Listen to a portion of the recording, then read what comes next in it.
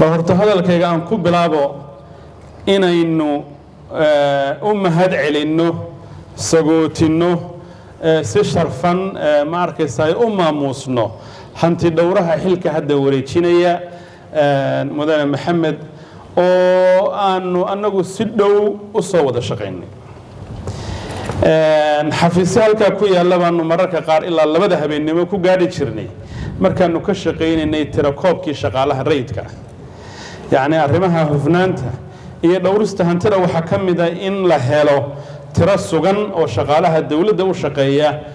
kharashaad ay ku bixiso sida aad ogsoontihiinna boqolkiiba 80 hantida dawladda soo gasha ama kharashka soo gala waxa lagu bixiyaa in markay salary-ga askarta iyo shaqaalaha rayidka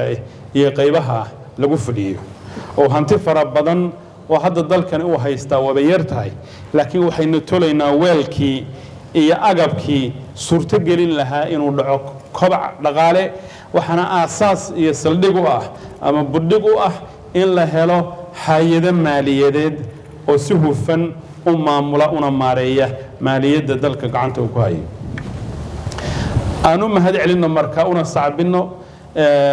markay hanti dhowrihii hore oo muddo dheer si hufan uga soo shaqeeyay hawsha uu hayay waxaynu iyana markaysa u duceynaynaa oo soo dhaweynayna oo garab istaagayna hanti dhowraha cusub mudane Axmed oo aynu filayno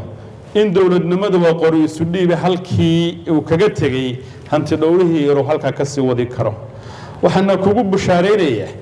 haddii xilliyada qaar la kala dhaxli jiray xafiis iyo xoogay furniture yaala iyo markaysaay dad kooban oo shaqaale ah hay'ad walba oo hadda jirta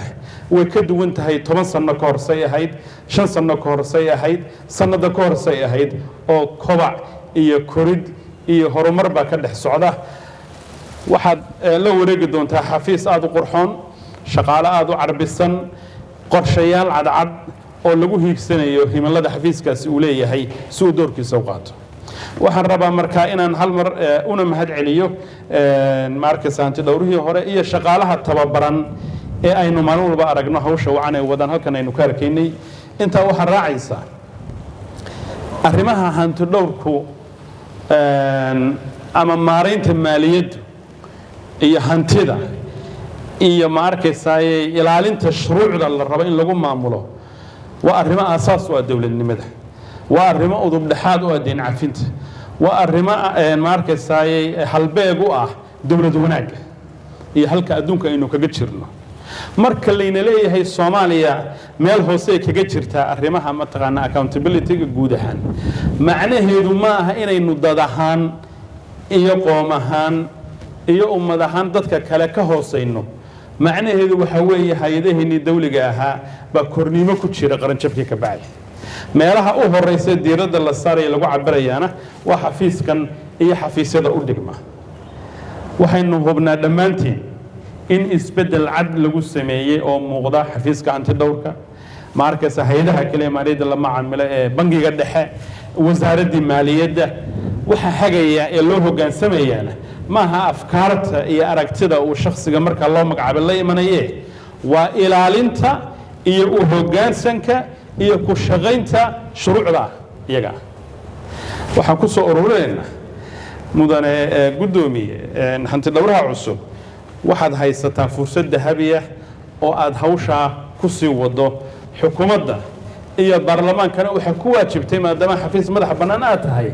inay garab uu kugu siiyaan hawlaha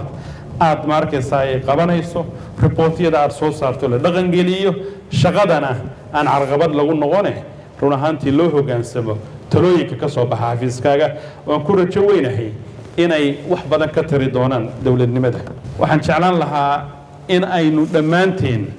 hawlaha dawlad wanaaga heer walba ama meel walba oo qofku uu ka shaqeynayo leadership role buu haysta qofka aroortii xafiiska furaya waqtiga uu ilaaliyo iyo shaqada uu qabto ilaa madaxda u sareysa door baa wuxuu ka saaran yahay inay ilaaliyaan hantida ummadda inay ilaaliyaan shaqo wanaagga iyo geedi socodka dawladnimada hawshu hawl hal qof ku kooban yahay xafiis ma ahe hay'adaha dawladeed oo dhan waa inay u heelnaadaan una hoggaansamaan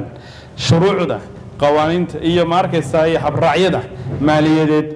maaliyadun ma aha xataa shaqaalaha rayidka habka loo qorayo iyo say u soconayn iyo waxa laga socdo hadda shir baanu ka soo baxnay waxa wasaaradda maaliyaddu ay naga siisay warbixin run ahaantii baaxad leh hanaanka maamulka maaliyadda dalkan ka jira haddii berigii hore jawaani lagu qaari jiray haddii waraaqo gacanta lagu qoro wax lagu wari jiray hanaan electronic ah oo hagaagsan ayaa hadda shaqeeya marka shaqadu way u fudaadanaysaa hanti dhowraha inuu yiraahdo report hebelna ha la soo saaro halkaana ha la eego hana la hubiyo sidii lagu shaqeynayo oo si hore oo laga soo guuray iyo si aan habboonayn aan loo guurin nidaamkuna wuu noo dejisan yahay meel fogna waynu ka nimi mas-uuliyadduna waa mid wadar ogola xafiiskuna waa xafiis madax bannaan